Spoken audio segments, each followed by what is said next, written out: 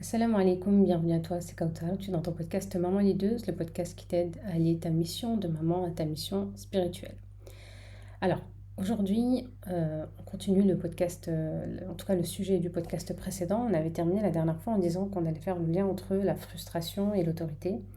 Et aujourd'hui, on va aller encore un peu plus loin parce que ce lien-là, eh bien, il ne s'arrête pas à nos enfants. Il nous concerne nous d'abord, en tant que femme, en tant que mère, en tant qu'épouse, en fait, en tant que musulmane. Ce que je veux qu'on comprenne aujourd'hui, c'est que notre rapport à la frustration, c'est en réalité notre rapport à la douleur. Et la douleur, elle a une sœur, elle a une complice, elle a quelqu'un qui l'accompagne tout le temps, et bien, c'est finalement la notion de plaisir. Ces deux-là, finalement, ils ne se quittent jamais vraiment, elles s'alternent, elles se chevauchent, l'une laisse la place à l'autre, puisque c'est précisément ainsi qu'Allah subhanahu wa ta'ala a conçu la vie d'ici-bas pour nous. Ni la peine n'est illimitée, c'est pour ça qu'on dit qu'après après chaque difficulté, voilà, que chaque épreuve va passer, que c'est passager, et ça fait partie finalement de la réalité de la vie, puisque aucune peine n'est illimitée dans le temps, et ni la joie n'est illimitée dans le temps. La seule peine finalement sans fin, qu'Allah nous en préserve, c'est en enfer, et la seule joie sans fin, plaisir sans fin, le bonheur réel, qu'Allah nous l'accorde, Inch'Allah, c'est au paradis. Donc quand je pars de ce principe-là, quand je pars du principe que ma vie est faite de moments de paix, de moments de joie, de plaisir, de, de, de voilà, de divertissement, etc. Et de moments d'épreuve qui s'alternent. Parce que, alors, je ne dirais pas des moments de paix et d'épreuve, parce qu'on peut vraiment être en paix en épreuve. Et c'est pour ça qu'Allah subhanahu wa ta'ala dit dans le Coran هو الذي أنزل السكينة في قلوب المؤمنين, parce que beaucoup de personnes sont en épreuve mais sont réellement en paix à ce moment-là, ils sont réellement connectés à Allah Azza wa Jal et vivent l'épreuve tout en étant vraiment en paix.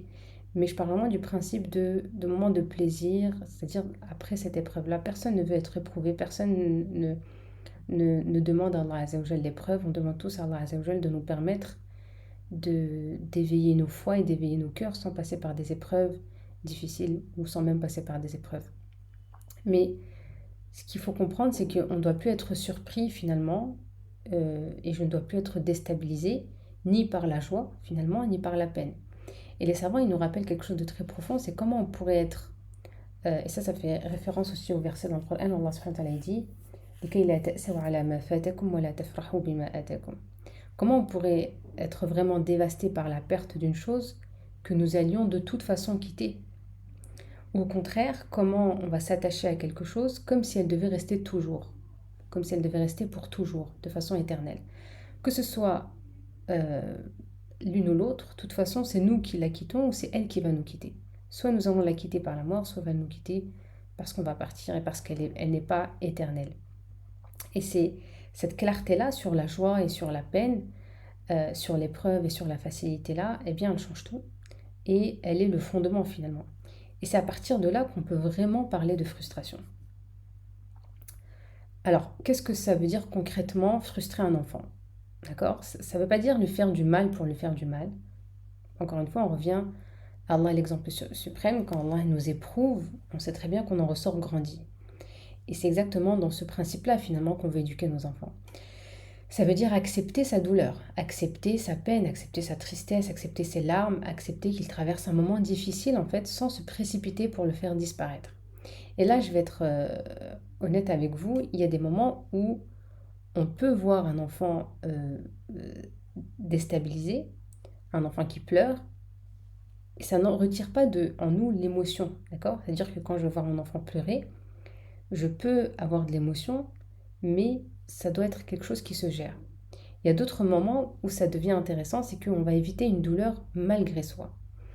Alors pas consciemment, d'accord? Par exemple, euh, on va l'éviter pas parce qu'on a réfléchi et décidé, mais parce que quelque chose en nous ne supporte pas cette douleur-là à ce moment-là. D'accord? D'ailleurs, il y a beaucoup de personnes qui vont avoir des conflits dans leur couple parce que on, on va nous accepter, on va être dur parfois sur certaines choses avec notre enfant et le mari va dire non, là c'est... Par exemple, ce qui revient souvent dans les séances, c'est le côté financier par exemple chez les parents. où le papa va être quelqu'un qui a peut-être manqué beaucoup petit ou qui ne demandait pas à son père, qui ne pouvait pas demander à son père, qui a vu beaucoup son père souffrir pour assurer leur niveau pour assurer leurs besoins. Et donc c'est un homme qui va beaucoup travailler et qui est finalement quelqu'un de très dépensier, qui va beaucoup acheter à ses enfants, que ce soit des marques, de l'argent de poche. C'est quelqu'un qui est absent peut-être physiquement, mais en tout cas quand il est là, c'est quelqu'un qui achète beaucoup et beaucoup de mamans se plaignent de ça.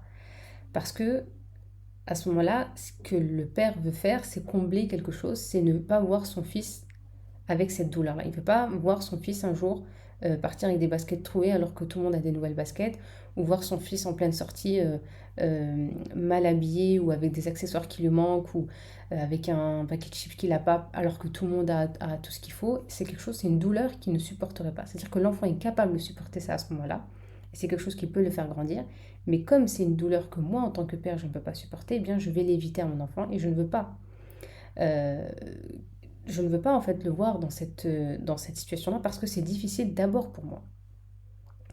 Et on peut être face à une maman, donc à l'épouse de cet homme qui dit non, c'est pas normal, il le chouchoute trop, c'est trop tes manières, nous on n'avait pas eu, il nous est rien arrivé, etc. Parce qu'elle, à ce moment-là, enfant, c'était pas une souffrance pour elle.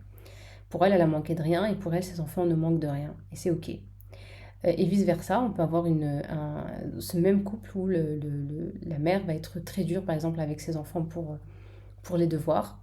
Et lui, il va dire c'est bon, laisse tomber, c'est pas grave, c'est bon, c'est pas. Voilà, il finira plombier, etc. Et ça ira. Et la mère n'accepte pas ça. Et donc, elle peut être très dure dans ce sens-là, voir son fils pleurer et supporter de le voir pleurer parce qu'à ce moment-là, la douleur, elle, c'est j'ai pas envie qu'il termine comme moi.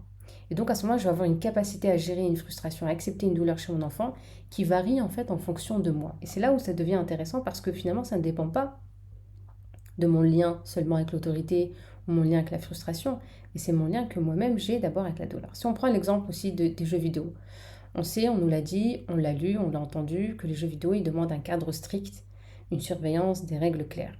Et c'est pas quelque chose qu'on laisse en libre service et on le sait, bien qu'on le fasse. Mais ce qui se passe vraiment, c'est que accepter ce cadre, ça implique d'accepter d'avoir un enfant qui vient se plaindre toutes les 2 minutes, qui s'ennuie, qui tourne autour de vous, qui compare, ouais mais lui il a le droit, mais pourquoi pas moi, et qui fait la tête, et qui teste, et qui insiste. Et ça, c'est une douleur à supporter en tant que mère. C'est une vraie, pas dramatique, mais c'est réel.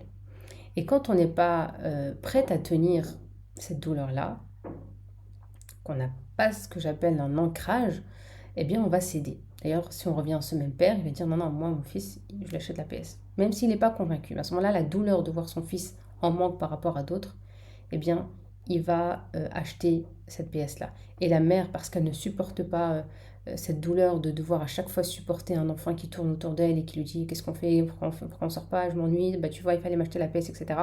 Eh bien, elle va céder. Combien même je ne suis pas convaincue de ce jeu-là, à ce moment-là, on cède, on se dit, bah écoute, ils sont jeunes, on n'a qu'une vie, bah, tout le monde le fait, c'est pas si grave que ça. Et ce choix-là, si c'est pas un choix conscient, eh bien c'est une fuite qui peut faire glisser un enfant d'un simple divertissement, encore une fois, c'est pas un cas général, mais d'un simple divertissement vers une addiction au jeu. Et là, la petite douleur qu'on voulait éviter, elle devient finalement une douleur qui est beaucoup plus intense, qui est inévitable et qu'on ne peut plus contourner parce qu'on est face à un enfant qui est addict aux jeux vidéo, qui peut faire des grosses crises, qui peut être violent, qui peut être un échec scolaire, qui peut vouloir arrêter l'école, etc., etc. Donc, ça encore une fois, c'est au-delà des jeux vidéo. Je veux qu'on aille à l'essentiel. Combien de choix qu'on a fait dans l'éducation finalement de nos enfants sont en réalité des fuites, des façons d'éviter une confrontation, une tension, une douleur. Finalement, cette douleur, c'est la nôtre. Je délègue ça parce que ça me fatigue, je ne dis rien parce que j'ai pas de l'énergie d'y faire face, je cède parce que j'ai pas envie de ce conflit-là. Et c'est pas un jugement, d'accord? Mais c'est une réalité qui est là et c'est une réalité finalement humaine. On a toutes des endroits où on ne supporte pas certaines douleurs. Parce qu'on n'a pas encore travaillé dessus, parce que personne ne nous a accompagnés là-dessus non plus. Mais cette mécanique-là, finalement, c'est cette mécanique-là qui fait qu'on va éviter la douleur pour éviter la frustration. Et on la retrouve aussi euh, dans des, dans des couples, dans des relations de couple.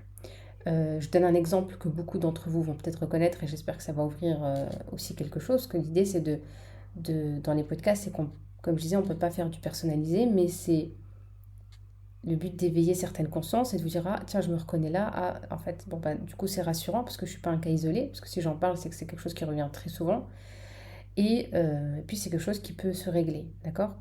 Quand on voit dans des couples un homme qui, lorsque sa femme est en période de menstru, ben, devient distant, froid, lunatique, parfois même blessant, pas parce qu'il le décide vraiment, mais parce qu'il n'a pas ce qu'il veut à ce moment-là, quand il veut, comme il le veut.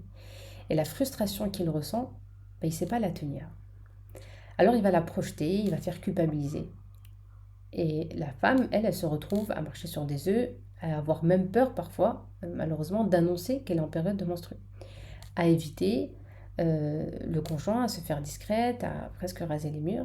Et à ce moment-là, en fait, il n'y a aucun lien spirituel, si vous voulez, qui se fait. Il n'y a aucun ancrage spirituel. Il y a juste deux personnes qui ont un rapport non travaillé à la frustration. Moi, quand je veux quelque chose, je veux l'avoir tout de suite. La réalité de la vie, c'est que si on repousse juste dans les relations intimes, on ne peut pas faire ce qu'on veut quand on veut, comme on veut. Il y a des périodes à laquelle on n'a pas le droit d'avoir des relations pendant la Ramadan. Pourquoi ça devient très difficile pour beaucoup de personnes de ne pas tomber dans le péché pendant la Ramadan? Parce que justement, c'est une incapacité à gérer des frustrations. L'incapacité à ne pas combler un besoin dans l'immédiat.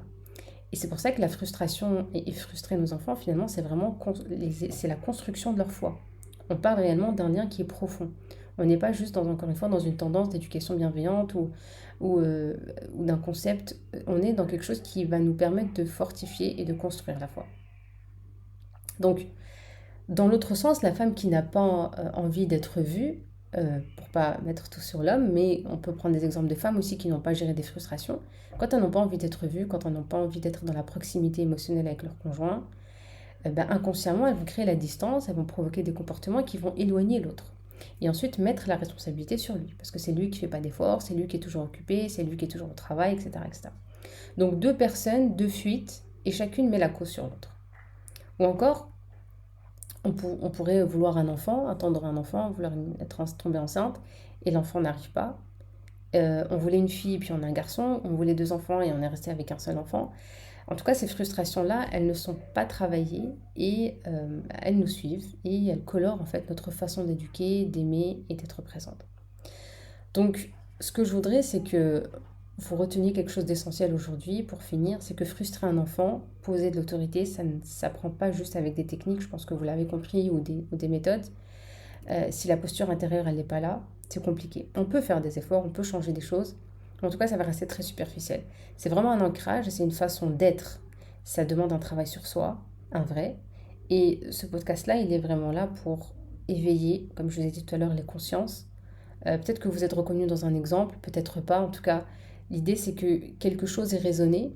C'est pas un dysfonctionnement, c'est finalement un iceberg qu'il faut repérer. Et sous cet iceberg-là, il y a une raison. Et comprendre cette raison, comme je le dis tout le temps, décortiquer ces perceptions qu'on a sur la douleur, sur la frustration, sur la responsabilité, ben, c'est ce qui permet de vraiment changer avec l'aide d'Allah Azzawajal. Donc si vous êtes reconnu dans ce que j'ai partagé aujourd'hui, je vous invite à faire un pas de plus, quelle que soit la démarche que vous allez faire. Si c'est avec euh, l'univers de Maman Lit 2, je vous invite à rejoindre le cercle des Maman Lit 2. C'est un espace où on travaille exactement ces sujets-là, notre posture intérieure, notre rapport à la douleur, à l'autorité, à la spiritualité, pour devenir, Inch'Allah, des mères ancrées, pas juste des mères épuisées. Allah ne nous a pas donné ce rôle de mère juste pour le subir. Vous allez voir que c'est un rôle vraiment épanouissant quand on arrive à le regarder dans le bon angle.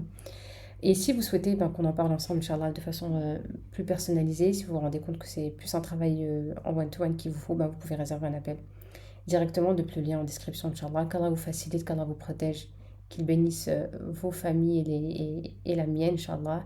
Je vous dis à très bientôt. Assalamu alaikum wa rahmatullahi ta'ala wa barakatuh.